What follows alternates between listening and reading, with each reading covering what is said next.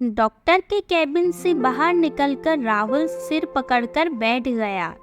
उसकी मम्मी आई और उससे पूछने लगी, डॉक्टर ने ऐसा क्या कह दिया कि तू अपना सिर पकड़कर बैठ गया? राहुल बोला, मम्मी, अलका डॉक्टर बन गई है। कौन अलका? मम्मी ने हैरान होकर पूछा।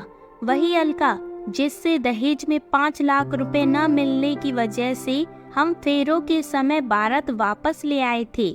पर बेटा, शादी के लिए तो उसने ही मना किया था, मम्मी बोली। और क्या करती वह? ताऊजी और पापा ने उस समय उसके पापा को इतना जलील किया था कि उसने शादी करने से मना कर दिया, राहुल बोला। पर बेटा, तू इतना परेशान क्यों हो गया है? मम्मी, मैंने तो बस यही कहा था। डॉक्टर, हमें तो अलका की हाय खा गई। शादी को 12-13 साल हो गए, पर औलाद का मुंह देखने को तरस गए। हर बार किसी न किसी वजह से पेट गिर जाता है। इस बार खुश थे कि अब हम औलाद का मुंह देख लेंगे, पर यह समस्या आ गई। हमारी डॉक्टर ने अलका का नाम लिया और कहा कि अब वे ही कुछ कर सकती है। मम्मी, अलका रिपोर्ट देखते देखते बोली, जिस लड़की की बारात फेरों के समय वापस लौट जाए, वह कभी दुआ तो नहीं देगी। फिर उसने सिर उठाकर मेरी तरफ देखा। उसकी शक्ल देखकर मेरी बोलती बंद हो गई। आगे और कोई बात होती कि तभी नर्स ने आकर तैयारी शुरू कर दी। अलका उठकर चलने लगी, फिर मेरी पीठ को सहलाते हुए बोली, डरो मत, मैं डॉक्टर पहले हूँ, अलका बाद में। पर राहुल की मम्मी कुछ और ही सोच रही थी, इसीलिए उन्होंने बेटे की बात पर कोई गौर नहीं किया। थोड़ी देर बाद मम्मी ने पूछा, क्या अलका शादीशुदा है?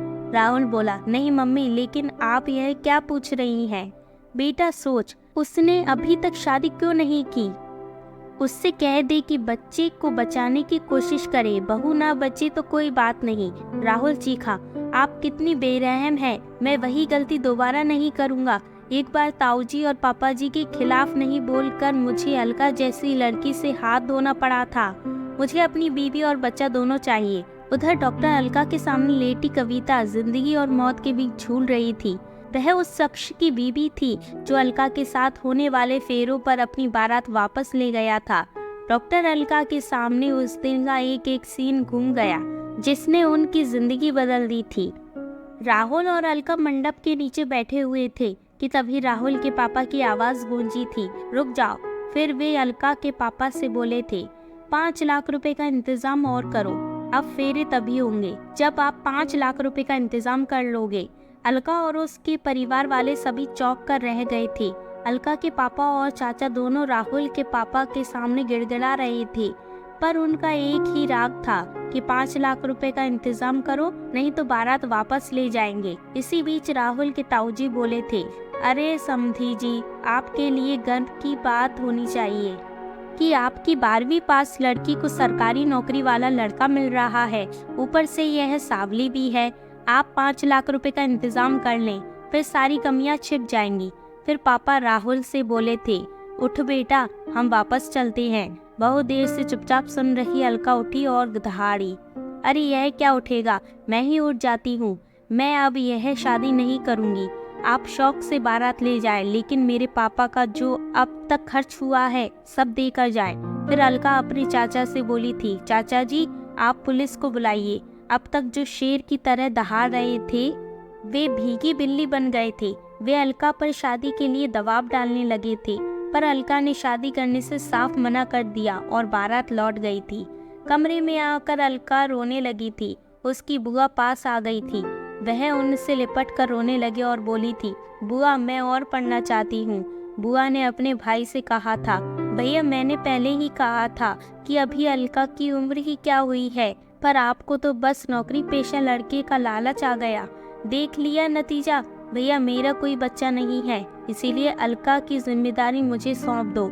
इसे मैं अपने साथ ले जाऊंगी, मैं इसे आगे पढ़ाऊंगी। इसके बाद बुआ अलका को अपने साथ ले गई थी। उस समय वह 12वीं जमात विज्ञान से कर रही थी।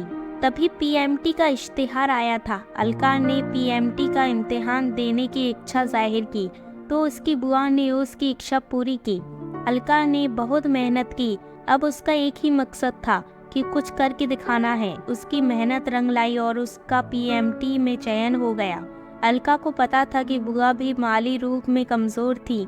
लेकिन बुआ ने किसी तरह उसे डॉक्टरी पढ़ने के लिए बाहर भेज दिया था। अलका को बाद में पता चला था कि उसकी बुआ ने उसके दाखिले के लिए अपने कुछ जेवर बेचे थे, इसलिए उसने अपने सहपाठियों से कहा कि उसके लिए कुछ ट्यूशन बता दे, जिससे वह अपनी बुआ को कुछ राहत दे सके। अलका के सहपाठी उसके काम आए, उन्हीं में डॉक्टर विश्वास भी थे। उन्होंने कुछ ट्यूशन बता दिए। बस यही से अलका की निकटता डॉक्टर विश्वास से बढ़ने लगी और उस हद तक पहुंच गई जहां दोनों एक दूसरे के बिना नहीं रह पा रहे थे। 3 साल बाद अलका एक नर्सिंग होम की मालकिन थी।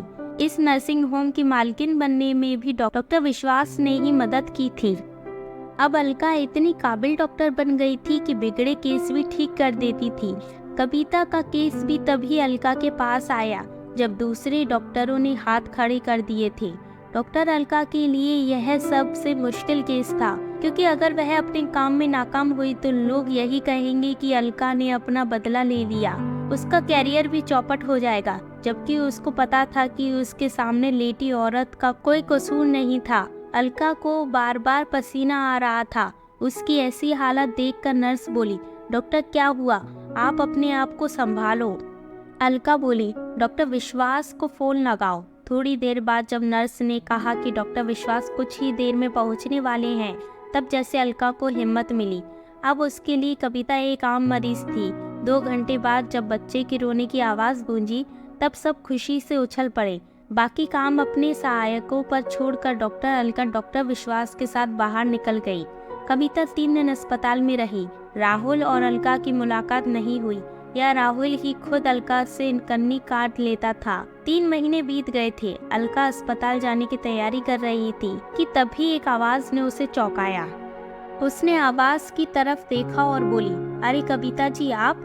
अपने बच्चे को डॉक्टर अलका की गोद में सौंपते हुए कविता बोली, मुझे सब पता चल गया है जो इन्होंने आपके साथ किया था। मैं तो अब सब कुछ भूल गई हूँ, क्योंकि आज मैं जिस मुकाम पर खड़ी हूँ, तब मैं सोचती हूँ कि अगर उस समय मेरी शादी हो गई होती तब मैं इस मुकाम पर नहीं पहुँच पाती। पर इन्होंने जो किया वह गलत किया। हाँ, मुझे भी उस समय बुरा लगा था कि राहुल ने अपने पापा का विरोध नहीं किया था। तब मुझे लगा कि अगर मेरी शादी राहुल के साथ हो जाती तो हो सकता है कि बाद में भी दहेज की मेरी मौत की वजह बन जाए, इसीलिए मैंने शादी के लिए मना कर दिया। फिर अलका ने कविता से पूछा, क्या अब भी राहुल ऐसे ही हैं? नहीं, अब वे बदल गए हैं। मुझे आपके अस्पताल की नर्स ने बताया कि उस दिन भी इनकी मम्मी ने दबाव डाला था कि डॉक्टर से कह दे कि अगर बचाने की बात हो तो बहू को नहीं बल्कि बच्चे को बचा ले। तब इन्होंने मम्मी को डांट दिया था। इन्होंने अपनी माँ से कहा था कि एक बार पापा की बात का विरोध न करके अलका जैसी लड़की को खो बैठा हूँ, पर वह गलती अब दोबारा नहीं करूँगा। तब मुझे यह पता नहीं था कि वह लड़की आप है। बात को मोड़ देते हुए अलका ने पूछा, इस बच्ची का क्या नाम रखा? विश्वास, कविता बोली। तभी डॉक्टर विश्वास वहां आए। अपना नाम सुनकर वे बोले, मेरा नाम क्यों लिया जा रहा है? कविता ने बताया, हमने अपने बच्चे का नाम आपके नाम पर रखा है। डॉक्टर विश्वास बोले, अरे विश्वास नाम मत रखो, वरना मेरी तरह कुंवारा ही रह जाएगा। देखो कैसे ताना मार रहे हैं। अलका बोली, आज से पहले कभी इन्होंने प्रपोज नहीं किया और आज प्रपोज किया है तो ताना भी मार रहे हैं। अब मुझे क्या सपना आया था कि आपसे केवल दोस्ती नहीं है, कुछ और भी है। डॉक्टर विश्वास के बोलने से पहले ही कविता बोली, बहुत खूब, दोनों ने प्रपोज भी किया और ताना भी मारा। अब शादी की तारीख भी तय कर लो। शादी की तारीख तो हमारे बड़े तय करेंगे, वे दोनों एक साथ बोले। कुछ दिन बाद अलका और विश्वास की शादी की तारीख तय हो गई। राहुल और कविता उनके खास मेहमान थे।